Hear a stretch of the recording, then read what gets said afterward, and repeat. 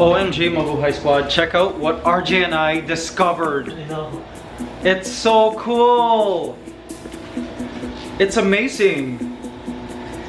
Mabuhay Squad. It's a miracle. It's a miracle. Mabuhay Squad, check this out. Hey guys, welcome to my daily vlogs. Please subscribe. Guys, it's been over a week and these roses are not wilted. These are the Ecuadorian jumbo roses from Valentine's Day. And guys, check this out. Not only are the flowers still alive, but look, it's actually blooming. Like buds, leaves are growing. Which is incredible. Now I googled and apparently you can plant roses from clippings. Imagine if we could plant these roses on the Mabuhay Squad farm. I don't know if they will grow in the Philippines, in Cavite, but we could try, right? Wouldn't that be awesome? Like in a mid-shady area. I remember my mom grew some beautiful jumbo roses in our yard in Toronto. And it would be great if we could get these to survive in the Philippines. They're clearly taking water from here and like it's causing the plant to bloom. I think it's pretty awesome. Good morning, Ligaya. Yes, good morning. I wanted to talk about, guys, something that I feel is really important. It's important because I tend to see this a lot online and I'll often come across comments that relate to this. And so you guys saw the title of this vlog. But before I get into it, here is the positive affirmation for Monday. I am neither too little nor too much, and I do not have to prove myself to anyone. So yesterday someone commented saying that I am such an animal hoarder. Now, that didn't bother me, but I did pin the comment because I felt like this topic on animal hoarding is super important. Important for, well, the animals, of course, who are being hoarded, and important for the people who are animal hoarders. Now, I've always been an animal lover. I've grown up with animals. I totally appreciate that my parents let me keep every single animal under the sun. Literally, we've had everything from dogs to chickens, different various insects my parents would let me keep, sugar gliders, ferrets, rabbits, what else? Oh, you pooed! Let me clean this up, hold on. Gerbils, rats, frogs, snails, lizards. So many kinds of lizards. My very first job was a sales representative at the PJ's Pet Center in Yorkdale in Toronto, in the exotics department. I've had experience with keeping so many different kinds of animals. Now, there was a point in my life, I think perhaps in my early 20s, late teenage years, when I had kept so many animals. Like, I had a job, right? So I was earning and I was using that money to buy various animals and different pets, because I mean, I loved being around animals. It's what made me happy. I was passionate about it, and at the time I was going to school to become a veterinarian. So eventually it got to the point where my bedroom was this massive jungle. Like literally, I had tropical plants growing from pots all around with a waterfall in my bedroom. Animals, some roaming free roam, all of this. Like I was living in a terrarium basically. And I had various different animals in cages and aquariums and all of this.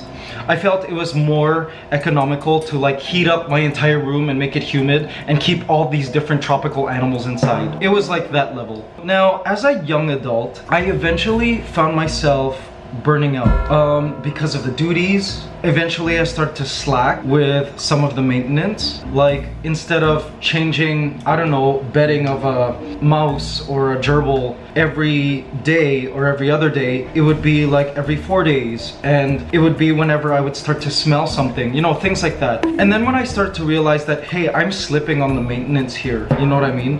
And also that I wasn't as passionate about keeping certain animals as others, I started to realize, okay, wait, I have an animal hoarding problem. I've got tons of animals here that I can't handle and keep anymore.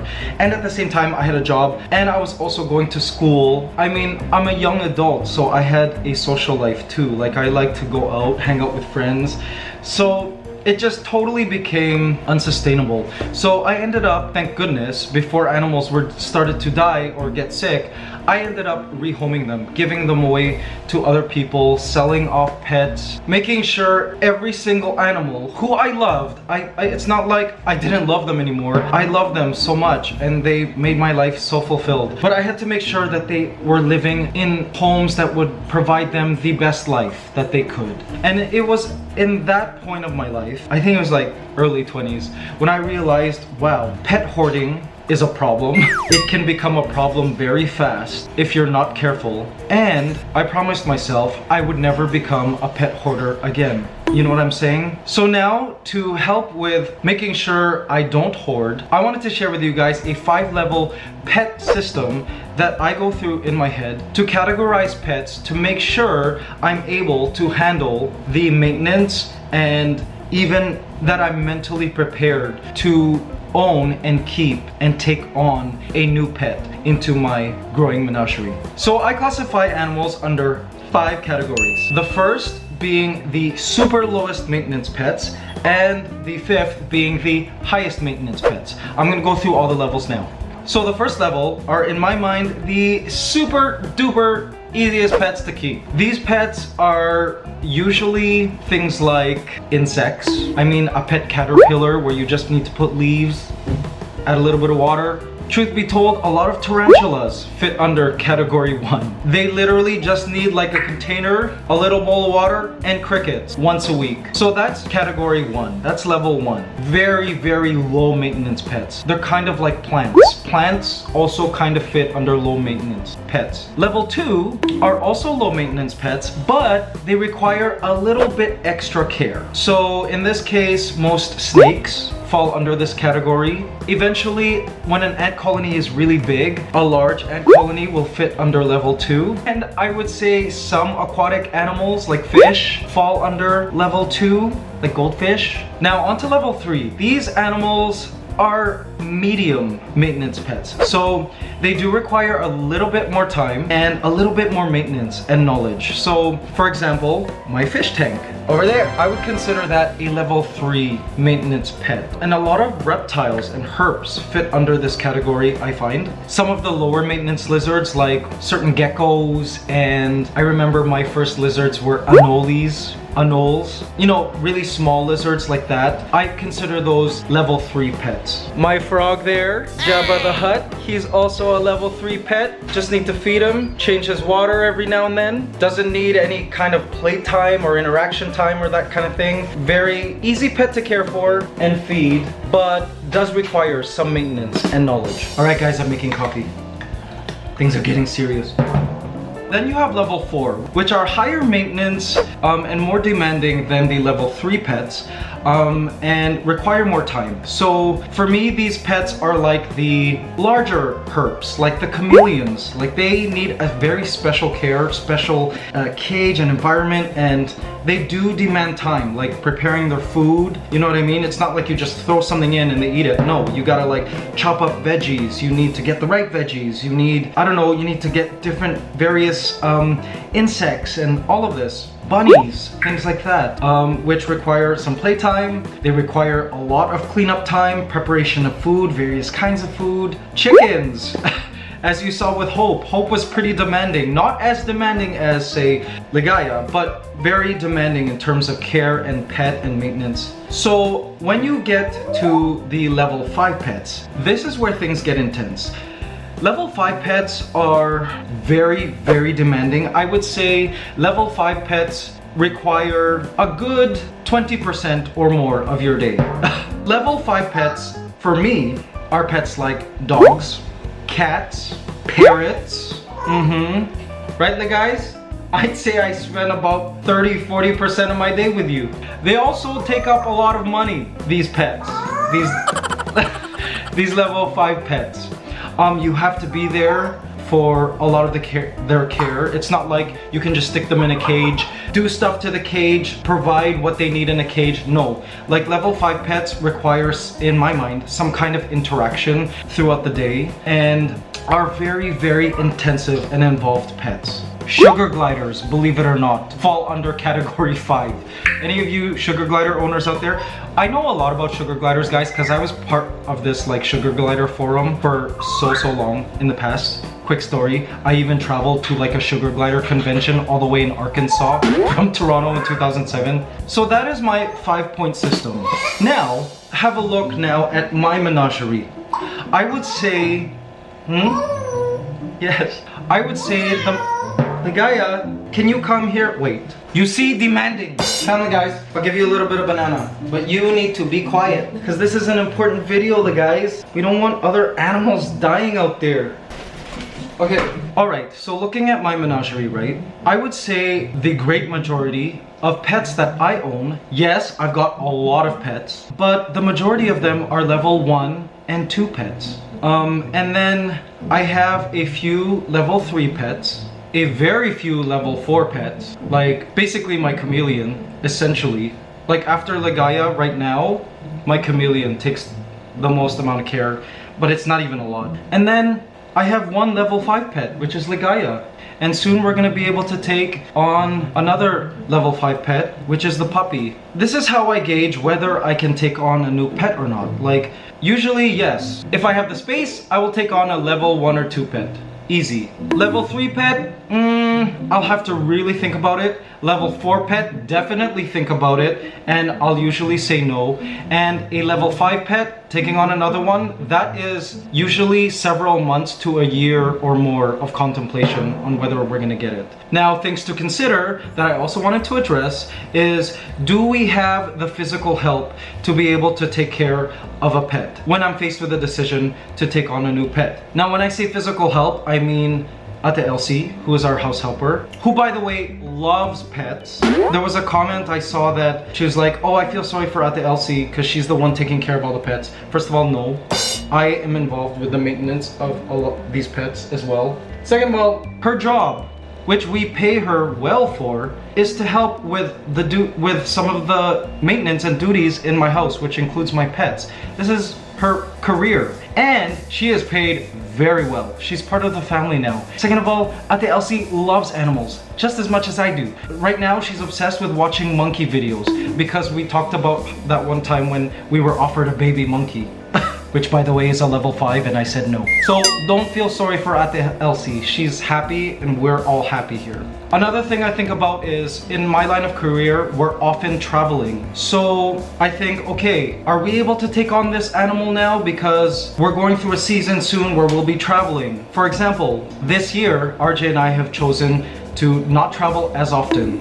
We have a Toronto show and a few Australia shows. Because we have so much home time, we felt it was okay to take on this new puppy that our cousins was offering us. Now, for those of you who feel like, yeah, you travel a lot, you should not have a parrot. Parrots need their owners all the time. It's unnatural for them to be separated. That kind of is a myth, guys. You guys need to watch Bird Tricks. I learned so much from them. These are professional bird parrot owners and trainers and performers. They are like the go-to experts for birds, in my opinion, on YouTube. They open my eyes to the fact that you should let the parrots adapt to your lifestyle. Because first of all, yeah, they're wild animals. Yeah, in the wild, they are with their pack from morning to night. But they're not in the wild anymore. We've like subjected these birds to live in human conditions, which is cruel. So you want to condition them to adapt to human life. So if you're a traveler, you want the bird to get used to you traveling. You know what I mean? So that when you do leave, the bird stays psychologically stable. You know what I mean? You want your birds to grow up confident, especially African greys, right? Here you go. Okay, this is it. I'm giving you too much pieces of banana. This is bad. Bird Trick said no. What you don't want is to be with your bird 24/7 and then life happens and you need to travel for whatever reason, and then your bird gets depressed and starts feather plucking while you're gone. Like, you don't want that. You want a confident bird. Sometimes bird tricks are away from some of their birds for a year and they're okay. Like, they're so used to constant change. It's really great, really changed my perspective on things. And certain dog trainers have also said this, like, don't let your dog get used to you being around all the time. Like, if you need to travel and if your job involves some kind of travel, the dog needs to understand and be okay with you being gone for a few days. Now, not to say that you shouldn't be there during the critical periods. Like, if you watched the playlist of when we raised Ligaya, we stopped all traveling for the first 3 or 4 months because I needed to be there to hand feed her, raise her, expose her to the world, bring her outside, right? Take care of her every moment of the day. Anyways, these are some of the things that I think about before taking on a new animal. Now, going back to my early 20s now, and animal hoarding, had I had those animals, all of those animals, today, I would definitely be able to care for them and I wouldn't be animal hoarding. And here's why I say this. One is because I have my life figured out now. Like, I'm almost 40, I'm a 38-year-old man, I'm no longer a teenager or like an early 20-year-old. I'm pretty sure I am going to stay in the Philippines now for the rest of my life. I'm pretty sure as to the direction of my career. I'm sure there will be changes in my life, but I don't think they will be drastic changes, like a change in living location, for example, which will affect the pets. Second, I have the money now. I have the finances to be able to buy the best food, products, and equipment for all my animals. I have the money to pay for vet bills no matter how expensive. For example, my snake, when it first arrived to me, it had upper respiratory. So I even boarded this snake for a week at the vet clinic and bills were so much, way more than the snake cost. But I did it because I wanted to save it. And look, it's still alive 7 years later. Look guys, considered the world's best parrot pellet, tops, or one of the best. Shipped all the way from the United States. You know what I'm saying? Could I afford this in my early teens, early 20s? Hell no, but I can now. Thank goodness. I worked my butt off. Sleepless nights forever, hours, thousands and thousands of videos so that I can earn enough to keep the animals that I keep today. And I am still working so that I can continue to afford my growing animal family. In fact, I'm working right now by vlogging this.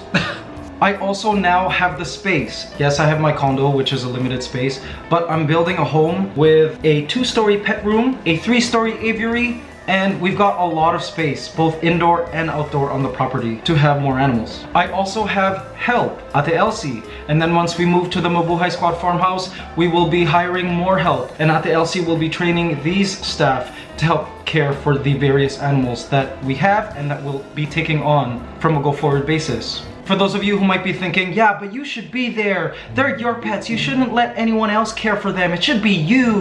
Well, one thing you need to realize is that a lot of these animals are not children. They're not human kids, like that require their dad and mom to be there. In other words, if Ate Ellsie is the one chopping up vegetables, Ligaya isn't in her cage saying, oh, I wish my dad was the one making vegetables. No. You know what I mean? Like, there are certain things that can be handled by extra help and extra staff. And finally, the reason why I'm much more prepared to handle a great deal of animals now is because I'm much more mature than my 19, early 20-year-old self.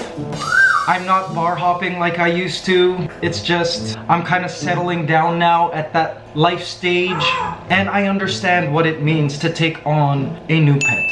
So I've been able to jot down a few tips for all of you guys who might be watching, looking at your menagerie going, am I an animal hoarder? How can I stop from animal hoarding? And here are my tips. Research, research, research. I find it really helps to do your research. Of course, you need to do this before taking on a pet, but doing research is super important because it allows you to understand the amount of responsibility that you're taking on. I've been guilty in the past of like impulse buying. That's the worst. Don't do that. Don't research at the pet shop. No. research. Like, take the time to go read articles. There's tons of stuff online. Back in my day, when I was younger, I had to go to the library to research. I had to look at encyclopedias to research. That was all I had. But nowadays, kids and you people out there have a lot of tools to research. Also, ask all parties involved, all the people in your household. For me, it's RJ and I. So before we get any pet, RJ and I both agree that we're gonna get it. This is why every time RJ brings up about getting an Aldabra tortoise, I'm the one who says no, because I understand what an Aldabra tortoise needs. And although in our minds, like logistically, we could probably manage to keep one alive in this condo, I would want it to live its best life. So I say no, and for us to take on a new animal, both of us have to say yes. Also, check your finances. This is part of the research. Like, go ask people who have these pets. Like, go talk to them and see what it's like to live with these pets and how much it costs. Ask them, how much do vet bills cost? How much does this aquarium cost? This enclosure cost? How much does this food cost? Important to do your financial research first too. And finally, I'm gonna close this entire super long vlog with a simple request. And this request is not for the pet hoarders or those who might potentially be pet hoarding, but for those who are commenting on pet YouTubers and YouTubers that have pets. Because it does seem like this channel is slowly going to drift in that direction as we move into the Mabuhay Squad farm and start to take on more animals, and this starts to become like a homesteading pet channel, lifestyle channel. And that is, before giving into the urge to cyberbully a pet YouTuber, please do your research first. Go through their channel. It's easy to watch a video and see all of their pets and then judge, but maybe they're actually able to take care of the pets. Maybe they have extra help. Maybe they're millionaires, I don't know, that have extra help to be able to, and resources to be able to care for these pets. And second of all, if you're gonna leave a comment, be kind. You can be as effective to someone who is animal hoarding by leaving a kind comment. And you also have to consider that a lot of these animal hoarders who psychologically are animal hoarding are hoarding because, well, the reason why most hoarders hoard, it's because they're dealing with some kind of mental unhealthiness in their brain. There's a mental illness there. So, I mean, go lightly. I have seen some pet YouTubers who, I guess, in my opinion, are animal hoarding or on borderline animal hoarding. And anytime I've left a comment, I've left it kindly. I haven't gone in and cyberbullied them because that just doesn't help anything. Even though inside I'm raging and angry, you know, for the sake of the animals, there is value with leaving a light comment for these people. And that's it, guys. Hope you enjoyed this vlog, and animal love. Animals make life so much happier and more interesting and less stressful, right, like guys? Since you have so much to contribute to this conversation. Hey guys, kiss. She doesn't want to kiss me.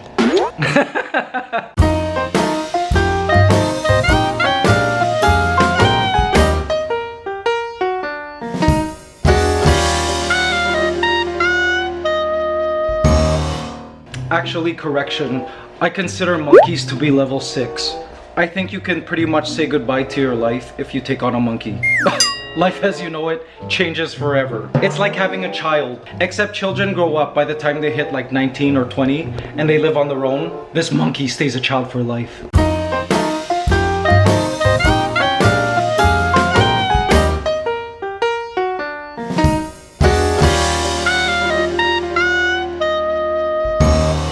Alright guys, and now we're in for a very special treat. I can't wait to take you along. Mabuhay Squad, where we're heading now, is going to be super fun, and I know you guys will love it. Guys, now we're going to